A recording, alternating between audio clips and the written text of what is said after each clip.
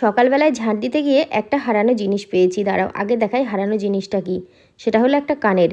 তো কি বলো তো, এই কানেরটা কিন্তু আমি গত কয়েকদিন ভিডিওতে পড়েছি, তোমরা দেখেছো, কিন্তু গতকালকে সন্ধ্যেবেলা হঠাৎ করে দেখছি কানে নেই। দুপুরের দিকে শুয়েছিলাম, এদিক ওদিক খোঁজাখুঁজি করলাম, পেলাম না, তারপরে ছেড়ে দিয়েছি, অন্য কানের পড়েছি।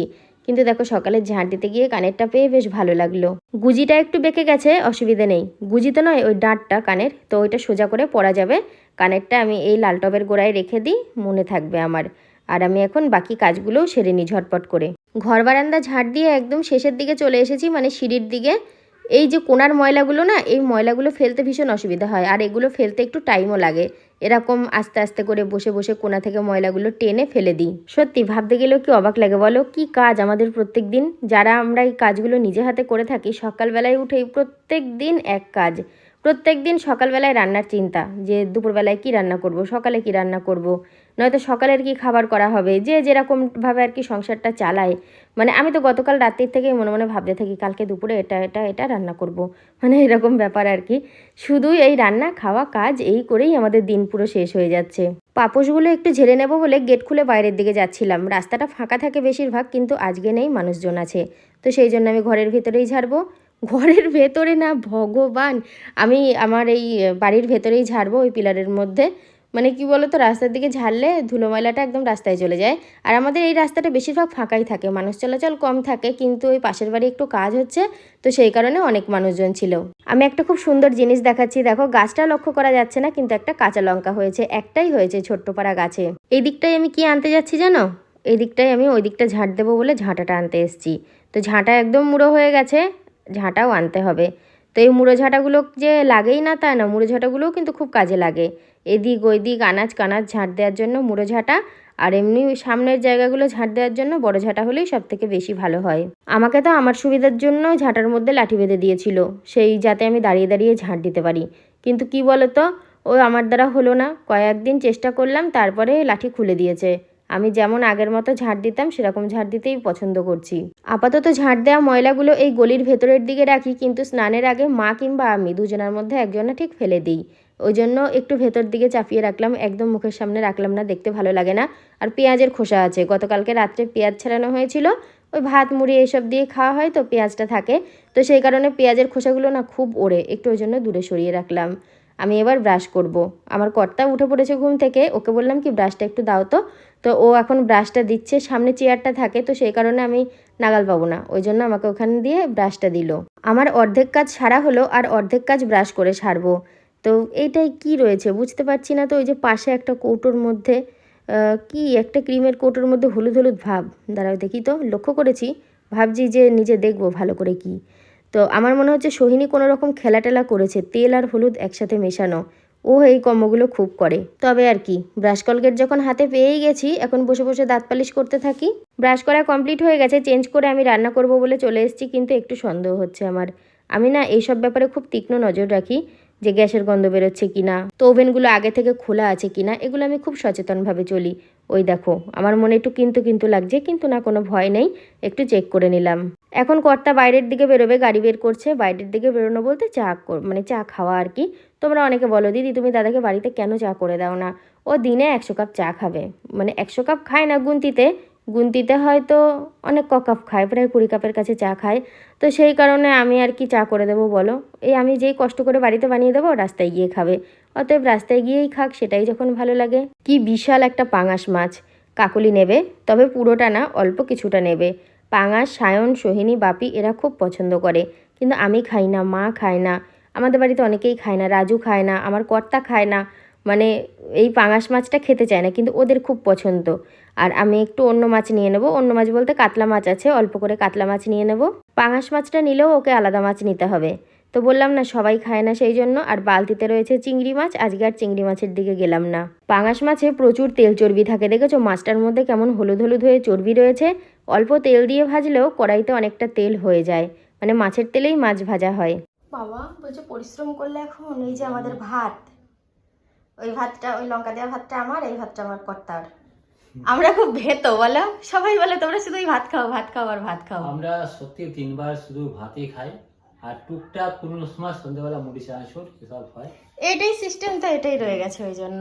ওলের ফোড় নিলাম আর উচ্ছে নিলাম, দেখি তো রসুন আছে কি সবজিওয়ালার কাছে। আমি তো রসুনের কথা ভুলেই গেছি। এই রসুন আছে গো, বলছি রসুন আছে? কটা? একটাই দাও তাহলে আজকের মতো। আজকে 14 গ্রামটাই পাওয়া গেল। এই 14 গ্রামেই আমার 4-5 দিন হয়ে যাবে। আমি তো সেরকম রসুন অতটা খাই না, পেঁয়াজ খাই। ও মানুষ না অন্য কিছু? হ্যাঁ, আমাকে ফ্রিজটা খুলছে আর বলছে একটু আগে, বলছে এটা কি ঝিঙে চচ্চড়ি করে আমি রেখেছো? তো ফেলতে যাচ্ছিলাম এক্ষুনি। পাতলা মাছের ডিম, এখানে 30 টাকার ডিম আছে, তুমি ভালোবাসো বলে কিনেছি। আমি বলবো কালকে ঝিঙে চচ্চড়ি। কালকে ঝিঙে করেছিলাম পাগল। আরে কালকে পটল মটল দিয়ে কিছু একটা করেছিল না? পটল আলু বেগুন ভাজা। আমি তো সেটা কিরম বলো? যেমন রেখে দিচ্ছি। মাছের ডিম সেটাও বুঝতে পারছে না, কাতলা মাছের ডিম ওটা। বুঝতে পারছি। তো আমি এখন রান্না করতে যাব, মানে ভাতের হাঁড়ি বসিয়ে দিয়ে এসেছি। আর এই যে চাল, আমাদের দুপুর রাত সব হয়ে যাবে। গরমে শশা খেলে শরীর, পেট, মন সব ঠান্ডা থাকবে, তাই তো কবির? গরমের পক্ষে শসা খুব ভালো, বেলটা পেলে ভালোই হতো। তাতে আবার বেল? পাকা। পাকা বেল বেল ফেল খাই না আমি। তুই কি কারোর গাছ থেকে নিয়ে এসেছিস না কেনা? সত্যি কথা বল। কেনা কেনা তো? রান্না কতদূর? 5 টাকা একটাই রান্না। ভাত হয়ে গেছে, ভরি লুটের বাতাসা ভাগ হয়ে গেছে। এখন ভাগ হয়ে গেছে। থালার মধ্যে বাড়িটা বসিয়ে দেবো, আমার কাজ complete হয়ে যাবে। আর যে উচ্ছে আলু ভাজা চলছে। অনেকক্ষণ ধরে অপেক্ষা করছি এসিটা কখন বন্ধ হবে, কিন্তু বন্ধ আর হচ্ছে না। ও যেরকম বার বেড়েছে সাথেও কিন্তু বার বেড়েছে। কারণ ওকে ডাক্তার থেকে নিয়ে এসেছি আজকে প্রায় 4 থেকে 5 দিন হয়ে গেল। তা যখন যাকে পাঠাচ্ছি ওষুধের জন্যে বলছে পাচ্ছি না, খুঁজে পাওয়া যাচ্ছে না। আমি ওকে যেখানে দেখিয়েছি ডাক্তারটা, সেখানে গিয়ে খোঁজ করবো, যদি পাই ভালো, না ডাক্তারবাবুর সাথে ওষুধটা চেঞ্জ করে নেবো। কী করছে দেখো, গাড়ির চাবিটা দেবে না, বাসে করে যেতে হবে। এই গরমে বাস কখন ছাড়বে না ছাড়বে আমি জানি না টাইম। তারপরে আমি বাসে অপেক্ষা করতে করতে বাড়িতে যাওয়া, তো গাড়ি আছে, গাড়ি নিয়ে তো 1 ঘন্টার রাস্তা, আমি টুকটুক করে চলে যাব ঠিক। আর আমার গাড়ি চালানো খুব সুন্দরভাবে ও জানে সেটা, কিন্তু গাড়ির চাবি দিচ্ছে না। আসছি, হ্যাঁ। সাবধানে।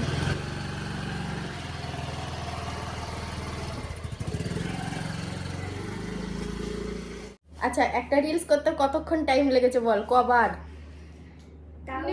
7-8 বার তো। 7-8 বার। তো যাই হোক, আমার কর্তা কৃষ্ণনগর পৌঁছে গেছে অনেকক্ষণ আগে, ওষুধ পেয়েছে, যার যাওয়াটা সার্থক হয়েছে। আমি বললাম খুব সাবধানে আস্তে আস্তে বাড়ি চলে আসো, তাইলে আমি পুরোপুরি নিশ্চিন্ত। একটু পার্লারে যাব, গত 2 দিন ধরে গিয়েছি, আমার আগে 3 জন 4 জন এরকম করে সব ছিল, তো ওই জন্য আমি ফিরে ফিরে চলেও এসেছি। দিয়ে ভাবছি কালকেও গিয়েছিলাম, দিয়ে দেখি পার্লারের ওই দিদি এখন যাচ্ছে, আমি কি এখন খুলবে তো গিয়ে, বলছে হ্যাঁ এসো তাড়াতাড়ি। দিয়ে একটু চেঞ্জ করে নিলাম, তো এবার যাব পার্লারে। আসলে সামনে জামাই ষষ্ঠী বলে এতটা ভিড়। দরকার সেরে চলে আসলাম বাড়িতে, এখনো দেখো সন্ধে হয়নি। আমি গিয়েছি তো ভাবছি কি ফার্স্টেই পেয়ে যাব, ফার্স্টেই পেয়ে গেছি, আর মানে যাওয়ার সাথে সাথে ভিড় হয়ে গেল। ফার্স্টে না গেলে কিন্তু সন্ধে পার হয়ে যেত। আমি ভাবছি বাড়ি গিয়ে সন্ধে দেবো, মা তো হাঁটতে যায়, যদি দেরি হয়ে যায় তাহলে সন্ধেটা পার হয়ে যাবে। মায়ের হাঁটার কোনো সিস্টেম নেই, এক একদিন সন্ধ্যের আগে বেরোবে, দিয়ে সন্ধ্যের পরে ঢুকবে, আবার এক একদিন বিকালবেলায় হাঁটতে যায়, সন্ধ্যেয় ঢুকে পড়ে। তো ওই জন্য সন্ধে দেওয়ার দায়িত্বটা আমি নিজের মধ্যেই রাখি, তো ওই জন্যই একটু টেনশন হচ্ছিল। আর কর্তাও মনে হয় চলে আসবে কিছুক্ষণের মধ্যে, 6টা 15 বাজে, 20 বাজে, 7টার মধ্যে চলে আসবে। খুব চিন্তা লাগছে, খুব ওরকম মেঘ ডাকছে, ঝড়ও আসছে। সেই ফোন করেছিলাম, বললো ভীষণ জ্যাম রয়েছে রাস্তা, তো এখনও আসেনি, এতক্ষণ চলে আসার কথা। মাও চিন্তা করছে, মা বলছে আমার ছেলেটা তো বাড়ি আসলে মানে নিশ্চিন্ত হয়ে যেতাম, সবাই আমরা বাড়িতেই আছি। এত মেঘ ডাকছে, এত মেঘ ডাকছে, মনে হয় অন্য কোথাও বৃষ্টিটা হচ্ছে।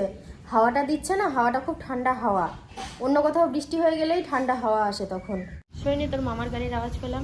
হ্যাঁ, মামা চলে এসছে। আমি মামাকে 2 বার ফোন করেছি, যখন খুব ঝড় বৃষ্টি হচ্ছে। এখনো দেখ কি মেঘ ডাকছে, আকাশে দেখ কি অবস্থা হচ্ছে। ঝড় বৃষ্টি মাথায় করে গিয়েছে ওষুধ আনতে। থাক থাক, ওই ঘরে গেছে, থাক, আসবে ঠিক। এই রান্নাঘরে আর জল পড়ছে, ভিজে গেলে মানে কি অবস্থা, আফসোসের শেষ নেই। এমনি তো টেনশন মনে, তার মধ্যে সয়নি ধর তো ওই তেলে ভাজার প্যাকেট। হেলমেটটা ধোবা?